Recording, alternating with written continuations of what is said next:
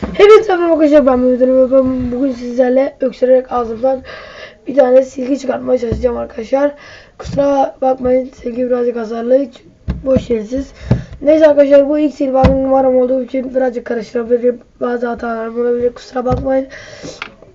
Eğer arkadaşlar böyle videoların gelmesini istiyorsanız like atmayı ve böyle videonun bildirimini almak istiyorsanız abone olmayı, oradaki bildirimleri açmayı da unutmayınız arkadaşlar. Hemen başlayalım biz gösterimize.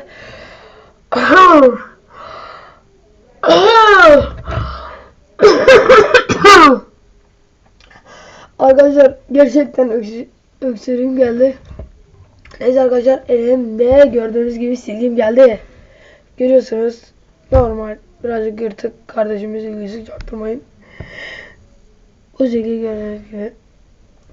Arkadaşlar böyle videolar gelmesi için gene diyorum like atmayı ve aşağıdan şu tarafta abone olmayı unutmayın ve şu tarafta da değil, ya şu tarafta ya şu tarafta köşede hemen kanalımın altında olması lazım abone ol kısmı.